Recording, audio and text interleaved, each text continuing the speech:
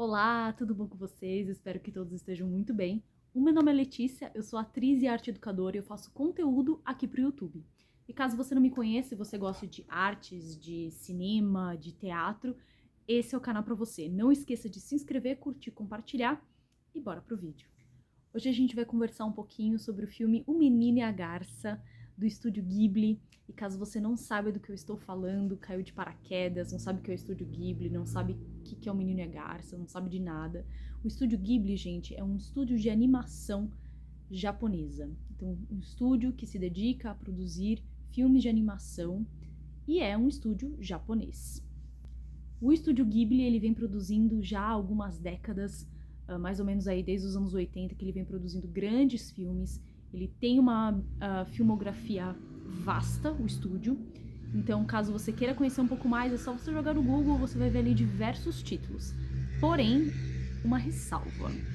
Se você não gosta muito desse estilo, se você não gosta muito de animação japonesa, se você não gosta muito de anime, não sei se é o filme pra você, entende? Mas eu particularmente não sou a maior fã de anime, não assisto, não acompanho, mas eu gosto muito do trabalho do estúdio Ghibli porque eu acho que tem uma artesania, uma delicadeza e um cuidado para com seus filmes e suas obras cinematográficas que eu acho que sim, vale a pena vocês assistirem, mesmo que vocês não sejam tão fãs de cultura japonesa assim. Uma outra questão é que os filmes do Ghibli eles são sempre meio fantasiosos e o Menino e a Garça não deixa de ter esse toque onírico, né, fantasioso nos filmes. Então, se você também é o tipo de pessoa que já é um adulto, né, passou ali dos seus 22, 23 anos e acha isso meio bobeira, talvez esse filme vá quebrar esse filme, os outros filmes do estúdio Ghibli, vão quebrar suas expectativas de como esse fantasioso, esse onírico pode ser trabalhado. Esse filme do Menino e a Garça, ele também é onírico, ele também tem seus toques de fantasia, eu diria principalmente a partir da segunda metade do filme pra frente, mas isso não deixa de ter no filme algo de extrema importância, porque eu vou explicar o porquê.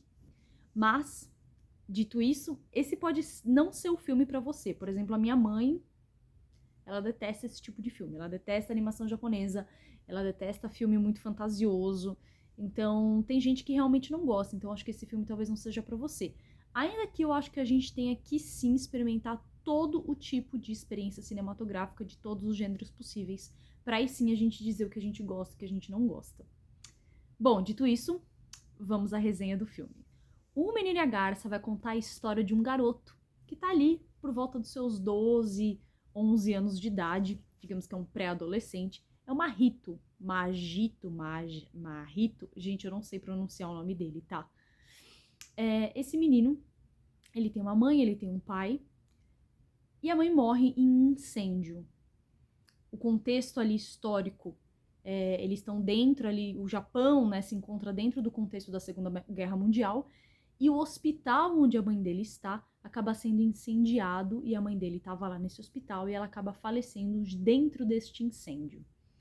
Depois desse acontecimento e depois também, depois não, né? E junto com a guerra, o pai do Mahito decide, junto com ele, se mudar para o campo. Quando o Mahito e o seu pai se mudam para o campo, já se passaram ali mais ou menos uns 2 anos desde o falecimento da mãe do Mahito.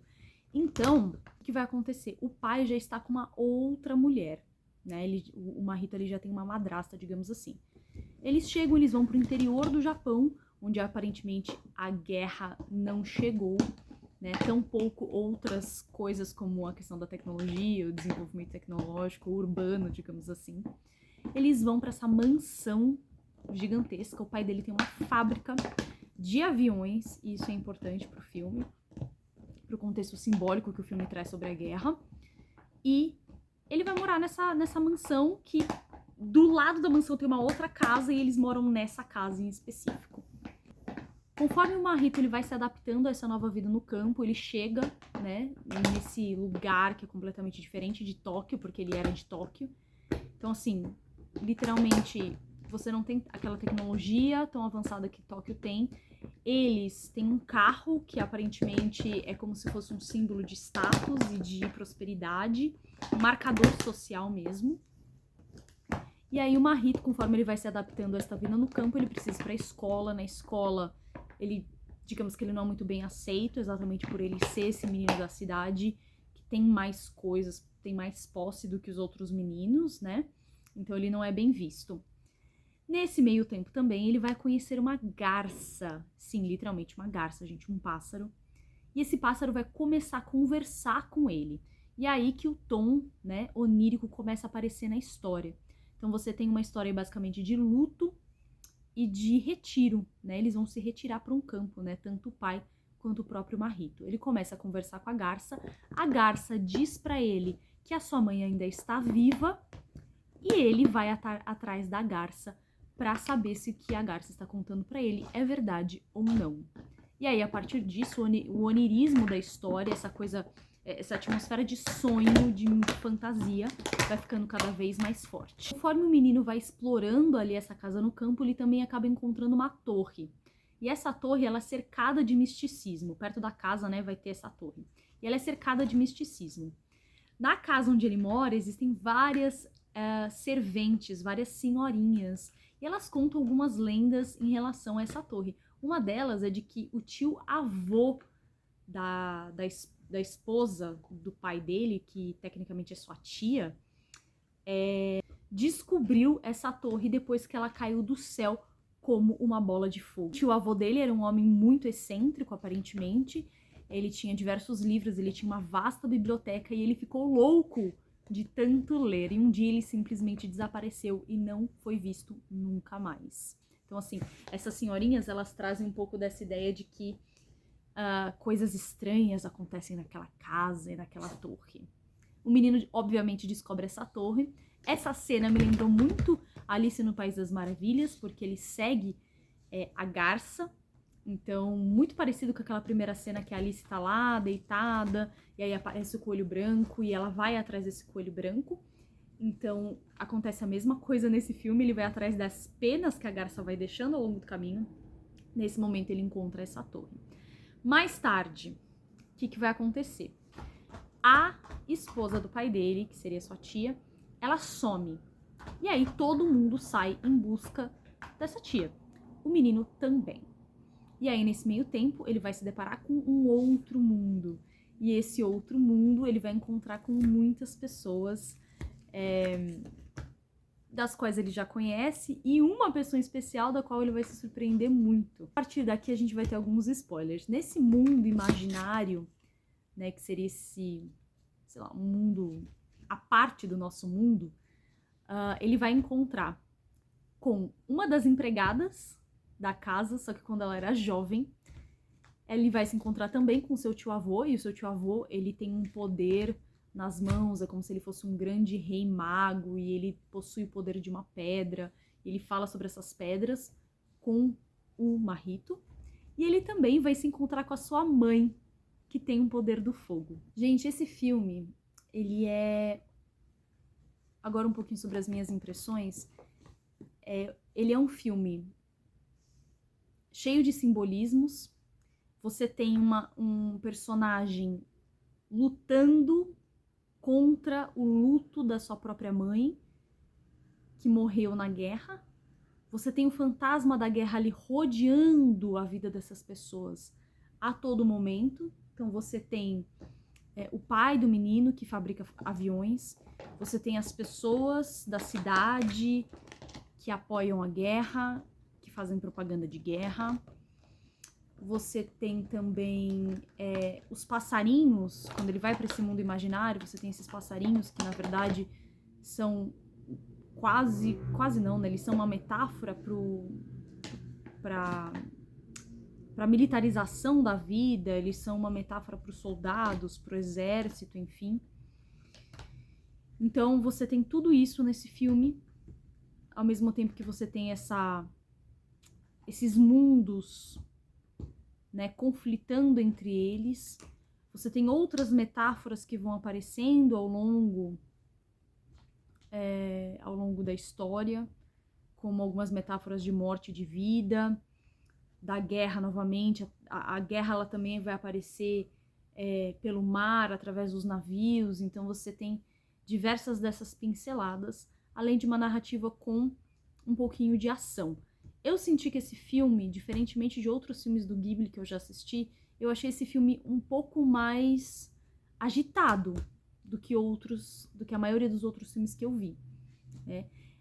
Como os outros filmes, ele não tem uma explicação lógica para tudo que acontece, então você vai ter que ir montando esse quebra-cabeça, você vai ter que criar sentido para o que é esse mundo onírico, o que são esses personagens, enfim. A metáfora do fogo, o signo do fogo, ele é bem presente também no filme. Eu acho que ele traz um pouco dessa ideia de destruição e renovação, principalmente também se a gente for pensar e comparar isso com a questão da guerra. E você tem também uma metáfora muito bonita logo no final do filme, quando ele já tá conversando com o tio-avô dele. O tio-avô dele quer que ele o substitua nesse mundo mágico que ele tá. E ele fala sobre a torre, né? Ele fala, construa uma torre de bondade, de segurança, de amor em volta de você. Não leve maldade para essa sua torre. E ele tem uns bloquinhos, sabe aqueles bloquinhos que crianças brincam? Não sei se vocês já viram em escola, uns bloquinhos que você vai encaixando em cima do outro. E ele tem esses bloquinhos e ele fala essa metáfora, eu acho ela muito bonita. Tanto que a torre, ela é meio que destruída no final do filme, né? É quase como se fosse uma destruição daquilo que não se quer, perpetuar na linhagem, né, da família. Porque uma coisa interessante desse filme é que eu acho que ele traz o social e individual, né? Ele traz o social em diversos momentos, como as figuras da cidade, as próprias senhorinhas, né, com esse social num registro quase do coletivo. Os periquitos, as garças, os pelicanos. Então esse coletivo ele sempre vai aparecendo, mas você também traz o micro. Esse filme também traz o micro, que é a família. Então é como se fosse uma dualidade entre o social e o individual, né, o privado, digamos assim, e como se isso se interconecta, de certa forma. E como também no nosso particular a gente também tem que quebrar alguns ciclos, como esse ciclo da torre, né? Vamos criar em volta de nós, vamos construir a nossa torre em cima de bondade, não de maldade. Eu acredito que seja isso. Se você já assistiu o filme, conta nos comentários o que você achou. Se você ainda não assistiu, eu convido você a assistir. Caso você não conheça nada do trabalho do Ghibli, eu recomendo que você comece por outros filmes, como por exemplo A Viagem de Chihiro, O Túmulo dos Vagalumes, O Meu Amigo Totoro. Eu acho que são outros filmes assim que você pode se introduzir nesse maravilhoso mundo do Ghibli. É isso, um beijo. Vou deixar aqui embaixo o meu Pix. O meu canal só está começando, então caso você queira ajudar, fique à vontade. E caso também você queira, você pode se inscrever. Até o próximo vídeo. Um beijo e até mais.